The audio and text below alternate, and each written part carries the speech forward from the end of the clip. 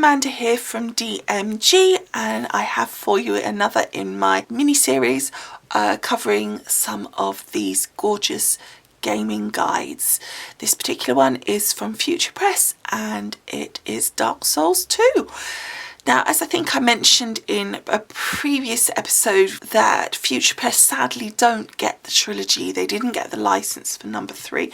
That said, I think, as I said previously as well, that Future Press have, however, got a compendium and it covers all 3 of the Dark Souls games, so you could get them that way. But we're here today to look at Dark Souls 2. So first of all, physically, the book, as always from Future Press, is super heavy and also super good quality to look at, and physically it feels weighty and good solid hardback. I mean, I always say you get some hardbacks, don't you, and they're still nice, but this is like it's rock solid hardback book. And then inside, the paper itself is really nice. You can hear it's really nice, decent thickness of paper.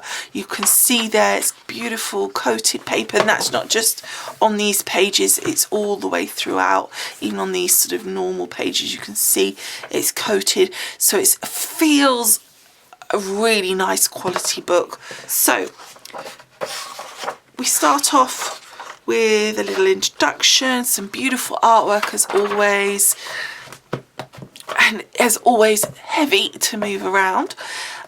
And again, just your chapter overviews, etc. Again, then into chapter 1.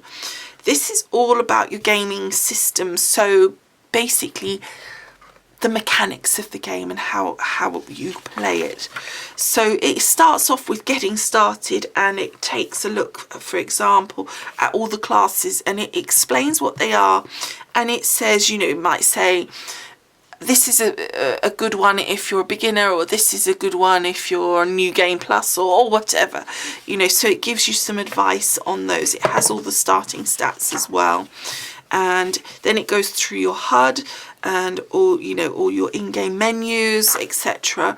Then your gameplay elements, it says. So it talks about things like the souls, what happens when you die, your health, what the mists mean, what do the bonfires, what's that all about. You get little pictures as well. So then it goes on to exploration and, you know, things that you can do, so like breakable walls, traps and things, leveling up, how you level up, and basically explaining, you know, exactly what these things are. So you might not know what attunement is, so, you know, it's explaining that, and so you know then what it is you might want your character to focus on. You know, do you want a strength build, do you want a magic build, so you can then understand exactly where you need to put your stats in order to do that. Dying and healing, inventory, and your equipment. And again, some pictures here just showing you how that, you know, is shown on your screen, and then how it's shown here on your quick menus, etc. So you gain lots of helpful things, so you can just get into exactly what's what.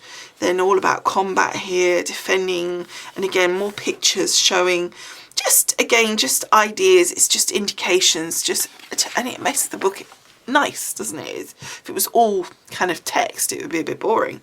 Then we've got all about your NPCs, how you can interact with them, whether that's, I guess, killing them or talking to them, and merchants and things, so all about that. And then we've got about New Game Plus, basic online play. Now that's all of that, so you've got a reasonable amount of information about the mechanics of the game. Next we have the area guide. So this is chapter 2. So first of all we have how to use the chapter. Then, because it's your area guide, I'm not going to go massively into it. I don't want to give anything away, but you obviously get your map, you get a little bit of a description and a bit of information, you get your area enemies, you get your important items, and then it carries on. And here it actually does have one, and that relates to one here, so, and then two, etc, etc, etc. And it's also got images. So then you have sort of information about this first section, and it carries on. It's got, and then it goes on to the enemies that are in this section. That's something different. But at the moment, it's telling you the enemies here and what they are, about the strategy for them, etc.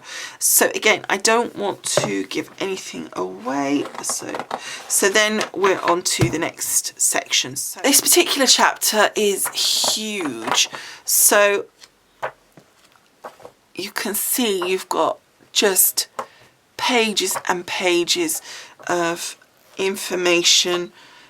I really don't want to give too much away, so I'm not going to flick all the way, but it's the same all the way through. That map, principle, detailed map, and then the information, etc. I will just peek, yes, and enemies as well.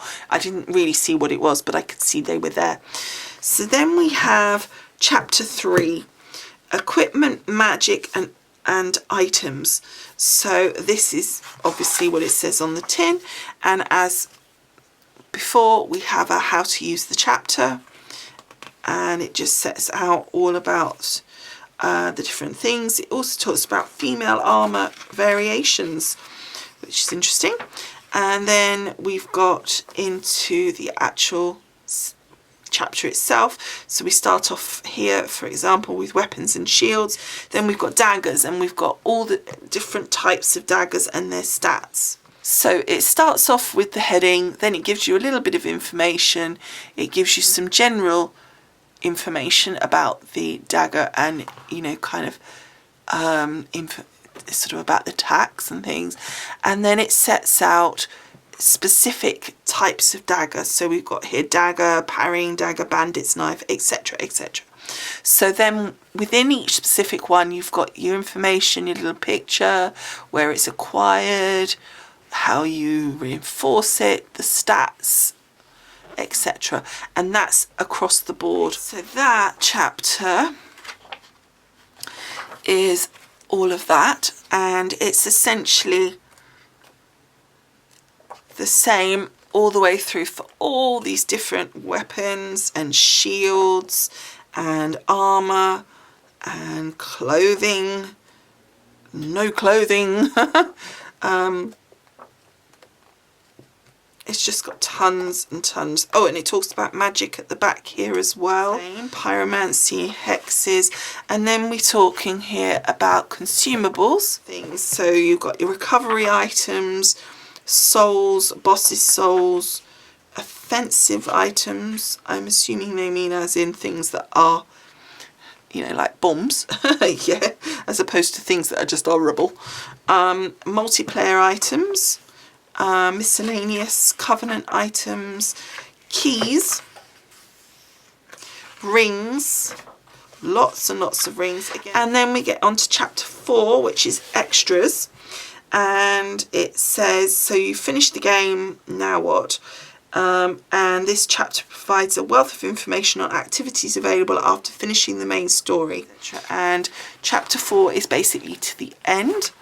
So let's have a look what we've got in here. So NPCs, and it says NPCs, their paths, revisiting them, and then NPC overview and suggested paths to take in order to, I guess, talk to them more. And then event and quest characters, so it's got all your characters there, about them, their statistics and general information. So then covenant characters, I guess that's like you can join a covenant. Battle comrades, invaders, dark chasm of old, according to ancient caverns, So these are things that you can explore.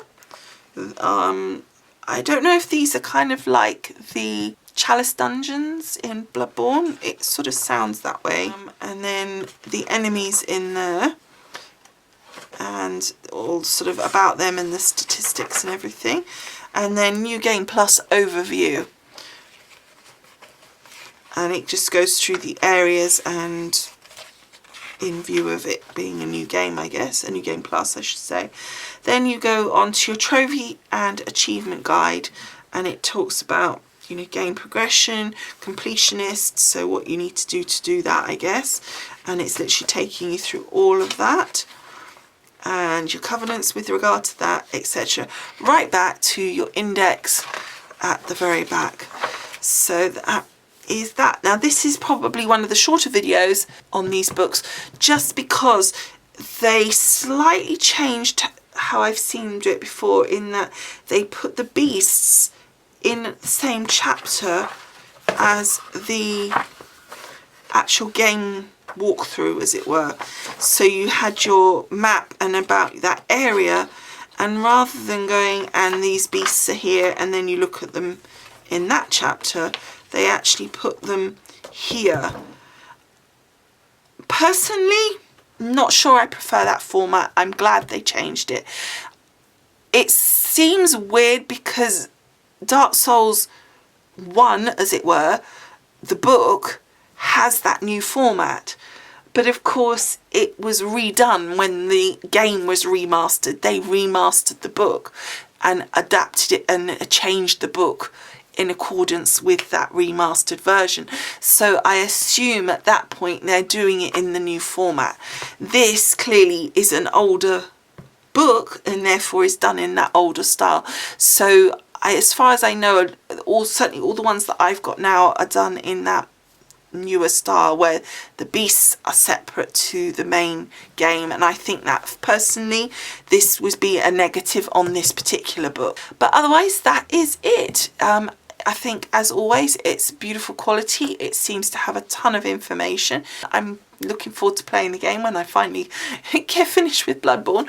But anyway, I'm looking forward to it, and you know, when I just see these books, it makes me even more excited. I think I've mentioned before as well that if you see one of these that you want and it's of a price that you're happy with, obviously, then go for it, because they do seem to appreciate and value quite a lot. So it's, if as long as you keep them in good condition, you should be finding that later on, if you decide to sell, that you will do okay. So thank you so much for watching. I hope you've enjoyed this installment, and I will see you again soon. Bye for now. Bye.